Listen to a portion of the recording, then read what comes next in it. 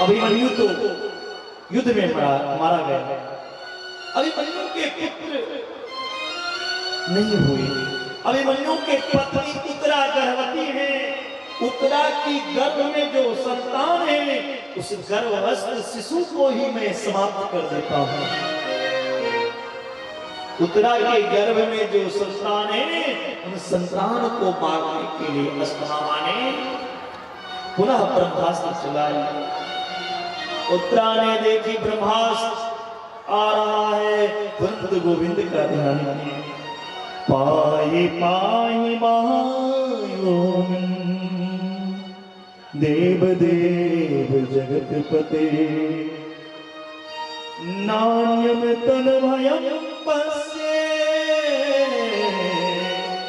यत्र मे परस्परम। हे गोविंद, मेरे प्राण की रक्षा कर। ये ब्रह्मास्त्र मुझे जलाकर भस्म कर दे,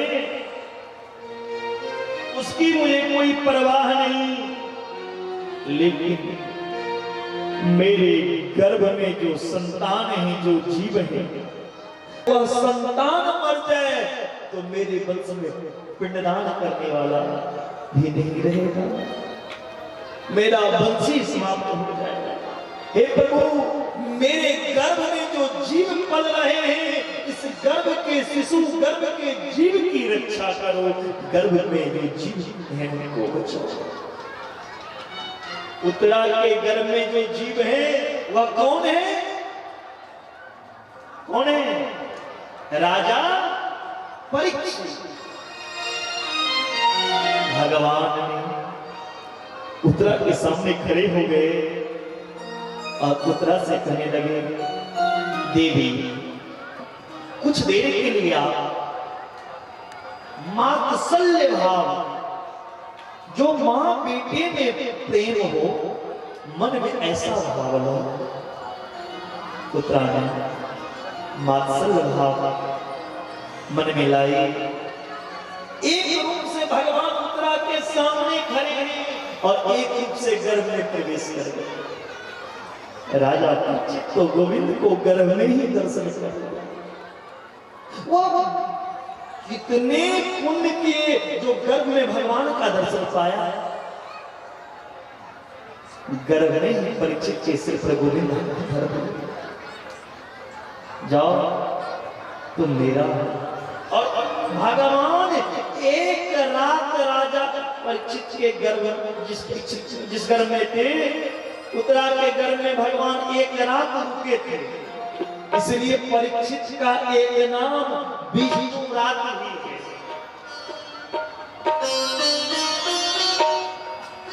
उसी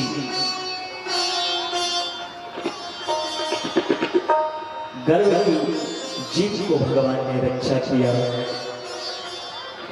और सबसे भगवान ने कहा, आज जिसको जो मांगना है मुझसे मांग लो।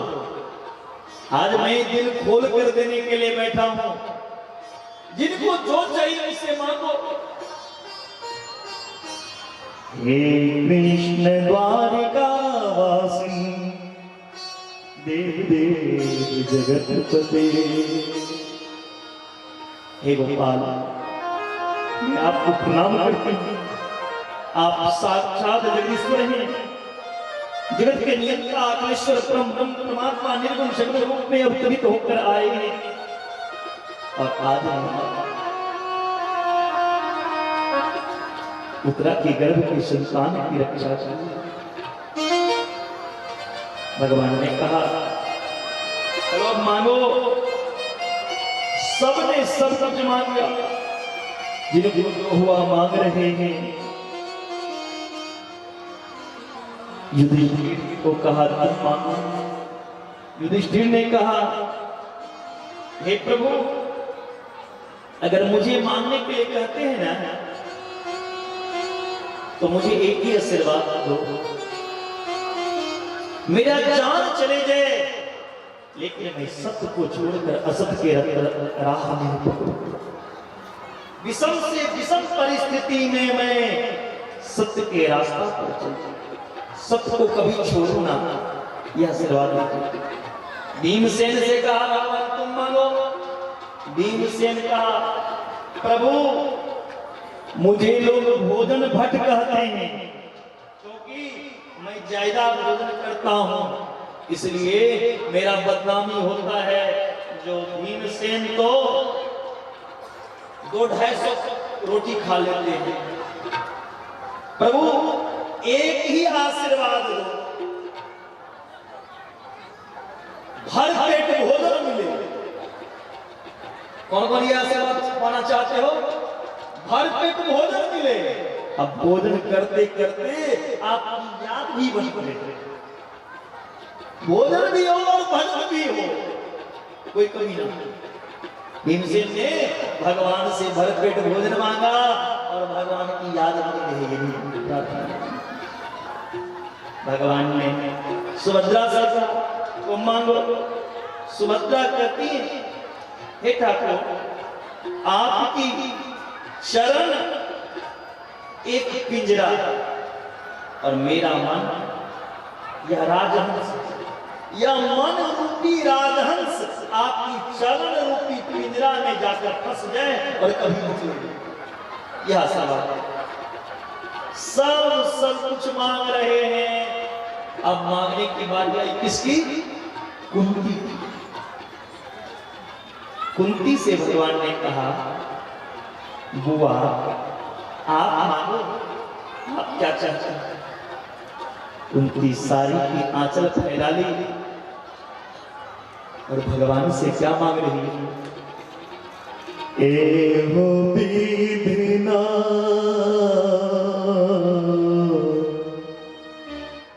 आचर पसार दुख मारू,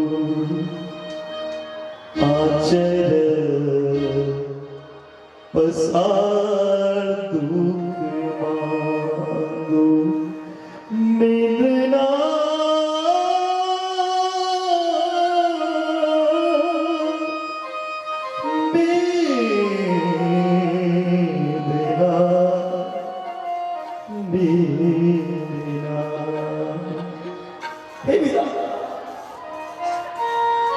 हमें सुख नहीं चाहिए, हमें विद्वेदः संतुना शाश्वत तत्र तत्र जगत गुरु भवतो दर्शनम यत् स्याद नरभव दर्शनम। हे गोविंद मेरे जीवन में विपत्ति पर से विपत्ति आती रहे, दुख पर से दुख मेरे सिर पे हो, एक दुख टले ना और दूसरा दुख मेरे सिर पे खड़ा हो। ये आशीर्वाद भगवान ने कहा बुआ दुख मांगने की चीज नहीं है, दुख तो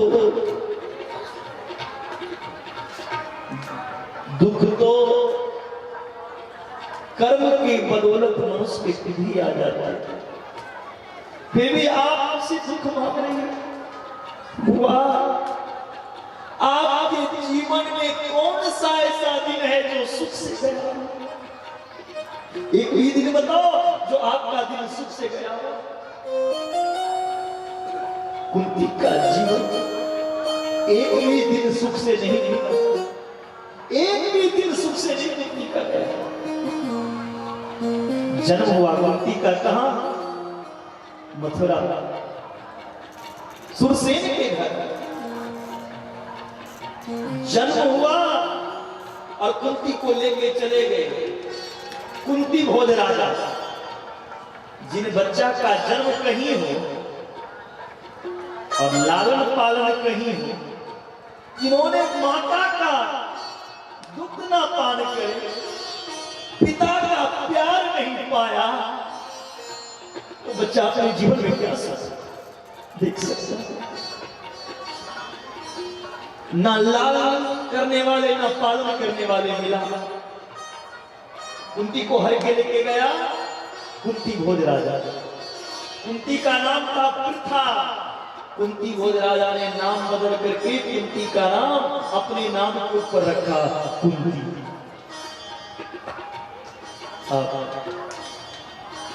कुंती जब जवान हुई, किशोर अवस्था हुआ, विवाह हुई कुंती की। पति कैसे मिले? जिनको पीलिया रोग था, ऐसे पति मिले, पीलिया रोग। और जिनसे विवाह हुआ उनकी एक और पत्नी थी, माधवी। विवाह किससे हुआ? राजा पांडु के साथ। राजा पांडु को श्राप लगा था, अगर वह अपनी पत्नी के पास काम वासना इच्छा लेकर जिस रोज सज्जा पे जाएंगे उसी रोज वो मर जाएंगे। एक दिन राजा पांडु अपने मन को अपने बस में नहीं कर पाए, अपनी पत्नी माद्री के पास चले गए। पांडु की मृत्यु हो गई। कुंती जवानी में विधवा हो गई। अब विधवा नारी कैसे अपनी जीवन यापन करेगी? कैसे वो अपने बच्चे का लालन पालन करेगी? एक ही दिन से नहीं बीता, विषम परिस्थिति आ गई कुंती के। जिनके 5 पुत्र के मारने के लिए गंधारी के 100 पुत्र 24 घंटा योजना बनाता, कभी लक्षागृह में ले जाता, कभी जहर देकर, कभी पेड़ से गिराता। इतना ही नहीं, कुंती के पुत्र वधू को भरी सभा में निर्वस्त्र किया गया। 12 वर्ष वनवास, 1 वर्ष अज्ञातवास। राज मिला कुंती को, युधिष्ठिर को मिला, कुंती को तो नहीं। और आज भगवान मांगने के लिए कहा तो कुंती क्या मांग रही है? सुख के माथे सिल परे जो हरि हृदय से जाए, बलिहारी वो दुख की पल पल नाम जपा, पल पल नाम जपा। कुंती के आंखों से अश्रुधार बह रही और भगवान से कहा, गोविंद आज हम सुखी होते ना तो मेरे सामने आप नहीं होते। प्रभु जीवन में जब संपत्ति आती है ना तो लोग भगवान को भूल जाते हैं। संपत्ति के संभालने में ही वो अपना समय को बर्बाद कर देते हैं, फिर वो भगवान को भूलता जाता है। ऐसा सब लेके क्या करें जो गोविंद को भुला दे, जो भगवान की भजन करके छुड़वा दे, जो भगवान को भुला दे। ऐसी संस्कृति कोई निकाले जो कन्हैया से स्मृति करवा दे, जो राम को भुला दे। ऐसी संस्कृति नहीं चाहिए।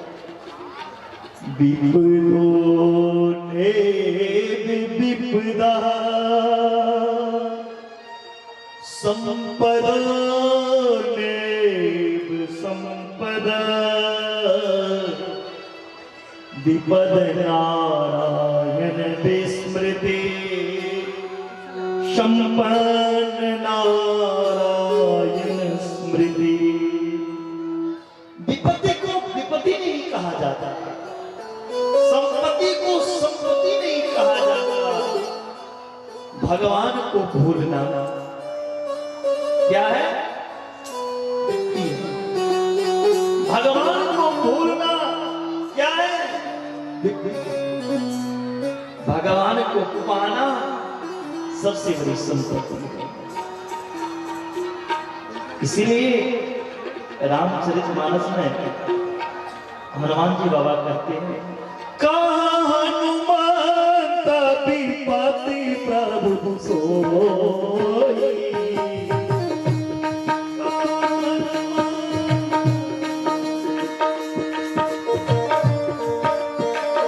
कहा हनुमंत पति प्रभु सोई, जब तुम सुमिरन भजन होई, जब तुम सुमिरन भजन होई। जहाँ सुमति तहाँ संपत्ति जहाँ सुमति तहाँ संपत्ति जहाँ कुमति तहाँ देखो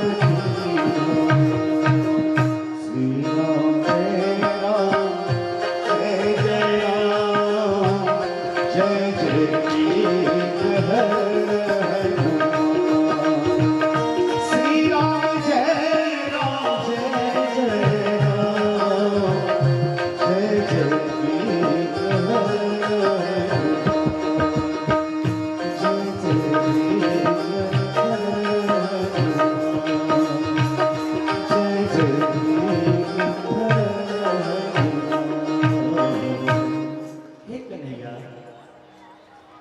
सुख आएंगे,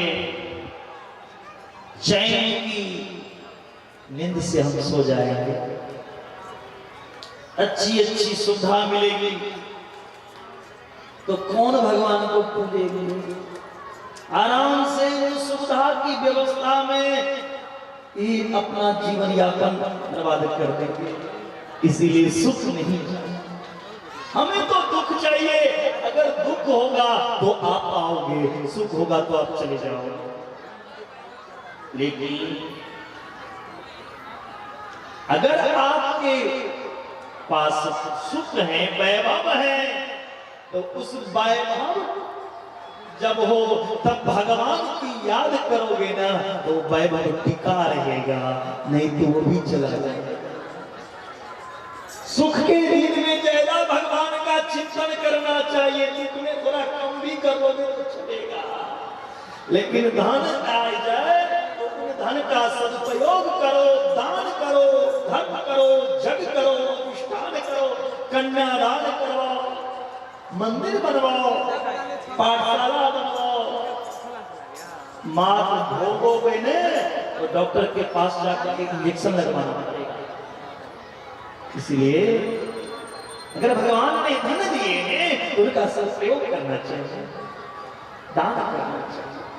अगर जरूरी नहीं है किसी बाबा को दे दो, पंडित जी को दे दो, किसी गरीब कन्या का कन्यादान करवा दो, किसी की श्राद्ध करवा दो, कहीं मंदिर बनवा दो, कहीं जग करवा दो, किसी भूखे को भोजन करा दो, किसी को इलाज करवा दो। इसीलिए जब सुख आए तब भगवान की चिंतन करना चाहिए। लेकिन हम भगवान की याद क्यों करते हैं? जब पॉकेट से मोबाइल गिर जाए, हे भगवान मोबाइल गिर जाएगा तो मैं लड्डू चढ़ा। भगवान की याद कब करते हैं? जब मेला में बच्चे खो जाए, हे भगवान हम जब जग देखने आए थे, मेरे बच्चे खो गए, मिला दो, मैं परेशान हो गए। क्या है ऐसी नहीं। सुख के दिन में भगवान की ज्यादा से ज्यादा चिंतन करोगे हरिवासी तो जीवन में कभी दुख झांकने के लिए भी नहीं आएगा। इसीलिए सुख आए, दुख में तर्को नहीं, दुख में तर्को नहीं, सुख में फूलो नहीं, दुख में तर्को नहीं, सुख में फूलो नहीं। प्राण जय हरि राहावासी, मगर भगवान को भूलो नहीं, भगवान को भूलो नहीं।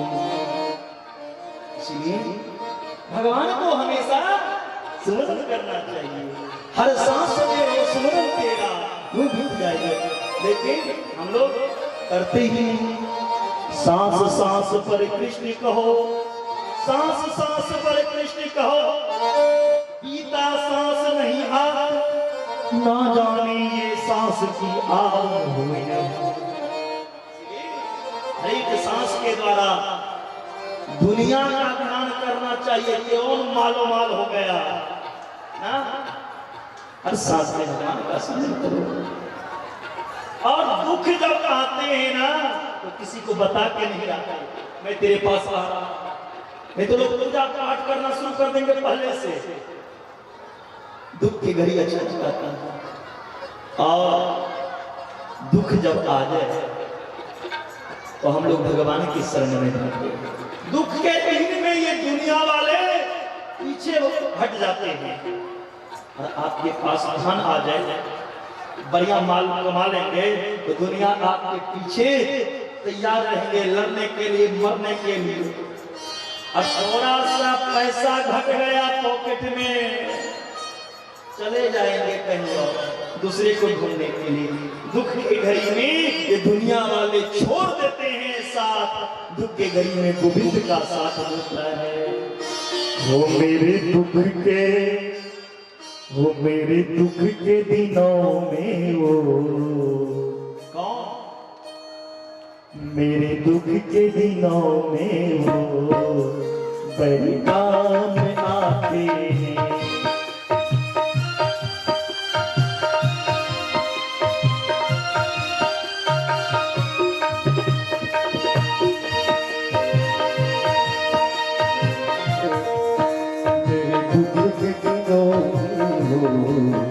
बड़े काम आते हैं।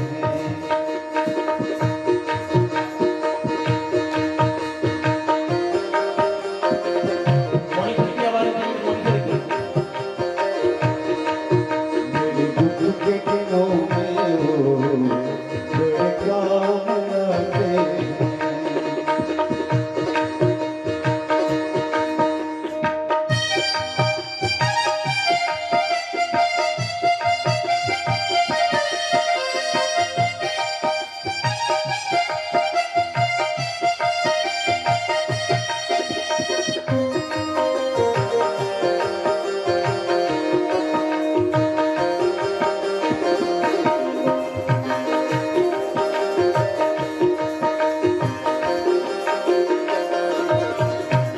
जब कोई नहीं आता, जब कोई नहीं आता, कौन? जब संसार में कोई नहीं आएगा तो कौन आएंगे? आप लोग बोलिए। जब कोई नहीं आता तो कौन आते हैं? अरे आवाज़, ताली बजाते हैं। जब कोई नहीं आता भगवान आते हैं। जब कोई नहीं आता, भगवान आते हैं। मेरे दुख के दिनों में वो काम आते हैं।